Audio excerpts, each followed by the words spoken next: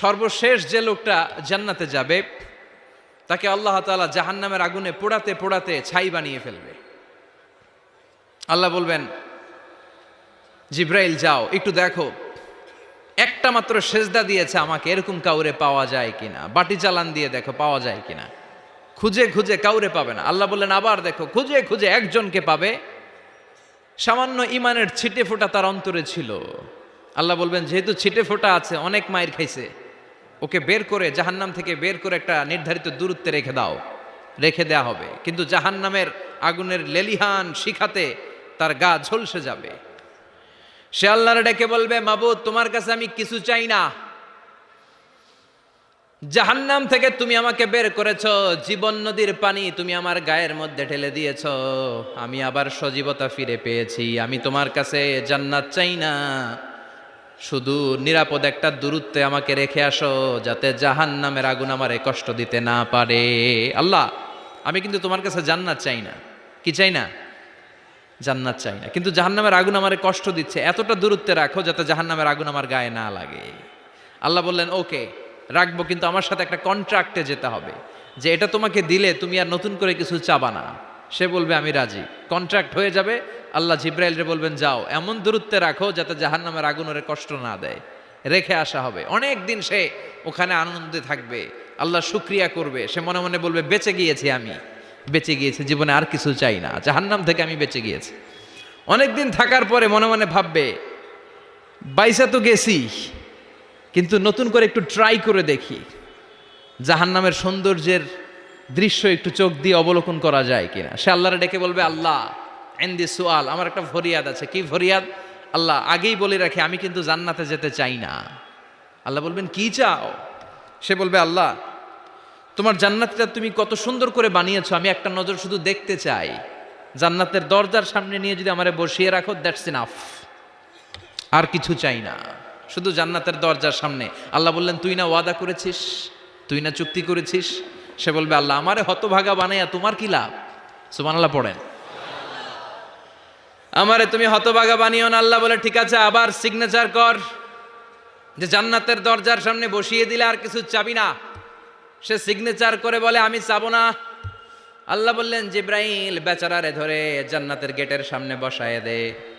এবার জান্নাতের গেটের সামনে বসে বসে জান্নাতের সৌন্দর্য দেখা শুরু করবে। সুবহানাল্লাহ। এমন সৌন্দর্য যেটা চোখ দিয়ে কেউ দেখে নাই, কান দিয়ে শোনে নাই, ওই সৌন্দর্য চোখে দেখে, কান দিয়ে আওয়াজ শোনে, মাগার ভোগ করতে পারে না। অন্তরে জ্বালা আছে না নাই? এয়ার কন্ডিশনের রুমে ঢুকতে না পারলেও, এয়ার কন্ডিশনের রুমের দরজার বাইরে দাঁড়ালো, এয়ার কন্ডিশনের রুমের একটা ঠান্ডা বাতাস গায়ে লাগে না? কথা বলেন তো। ও যখন জান্নাতের দরজার সামনে দাঁড়াবে, ওর গায়েও এরকম জান্নাতের ঠান্ডা বাতাসের হিমেল ছোঁয়া গাটাকে শীতল করে দিবে। ওই শীতল হয়ে যাওয়ার পরে আর তো সহ্য হবে না, আবার আল্লাহরে ডাকবে, মনে মনে ভাববে, আর একটু ট্রাই করি না, দোষ কি, আস্তে আস্তে অনেক দূর তো আগাইছি। সুবহানাল্লাহ কইবেন না?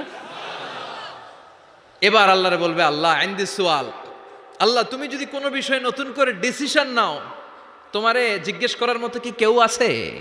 আল্লাহ বলে, না, আমি তো সব রাজার বড় রাজা, মহারাজা, আমার উপরে তো কারো কথা চলে না। ওই হতভাগা লোকটা বলবে, আল্লাহ এত সুন্দর জান্নাত তুমি বানালা, চোখ দিয়ে সৌন্দর্য দেখি, কান দিয়ে আওয়াজগুলো শুনি, হুর আর গেলমান হেঁটে বেড়ায়, এত সুন্দর জান্নাত চোখ দিয়ে দেখি, ঢুকতে পারি না, আমারে কষ্ট দিয়ে তোমার কি লাভ? ও আল্লাহ, আমারে তুমি মাফ করে দাও, জান্নাতের চিপার মধ্যে এক কর্নারে তুমি একটু আমারে জায়গা করে দাও।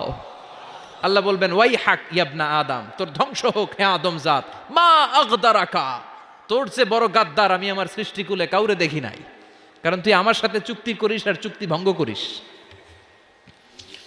আল্লাহর রহমতের দরিয়ায় তখন জোশ খেলে যাবে, ওর আকুতি মিনতি চাহনি আল্লাহর রহমতের দরিয়ার মধ্যে জোশ লাগিয়ে দিবে।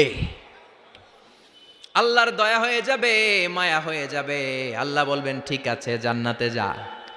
লোকটা এবার এক দৌড়ে জান্নাতের ভিতরে ঢুকে যাবে। লোকটার দৌড় দেখে আবার লোকটারে আল্লাহ ডেকে বলবে, একটু দাঁড়া, একটু দাঁড়া, জান্নাত তো দিছি, তো দৌড় দিলি কেন? সুবহানাল্লাহ কইবেন না? লোকটি বলবে, আল্লাহ প্ল্যান তো আমি কম করি নাই, এত চেষ্টার ফলে আমি আসতে পারছি, আবার যদি তুমি বাইর করে দাও, এই জন্য এক দৌড়ে এমন চিপার মধ্যে লুকামো যাতে তুমি আমার না দেখো।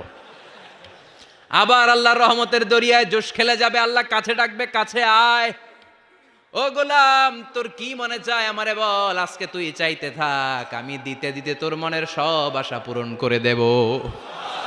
লোকটা খুশি হয়ে বলবে, আল্লাহ আমারে এটা দাও, বাড়ি দাও, গাড়ি দাও, নারী দাও, এটা দাও, ওটা দাও, একের পর এক চাইতে থাকবে, আল্লাহ সব তারে দিতে থাকবে। চাইতে চাইতে লোকটার সব চাওয়া যখন শেষ, সে বলবে, আল্লাহ আর আমার চাওয়ার কিছু নাই। আল্লাহ বলেন, নো, এত তাড়াতাড়ি যে তুমি খেলা শেষ করতে পারবা না মনু, আমার সাথে তোমার এই খেলা আরো লম্বা সময় চলতে হবে, তোমার অনেক কিছু চাইতে হবে। তুই আজকে চাইতে চাইতে তোর সব চাও আমার কাছে বলবি, আর আমি দিতে দিতে তোর জীবন ধন্য করে দেব।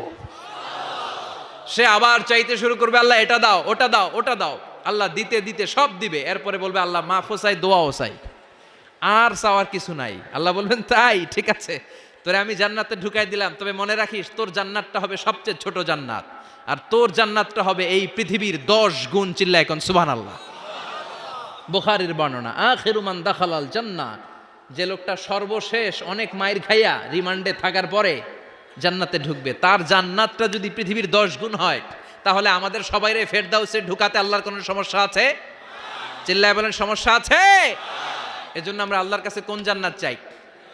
কথা বলেন।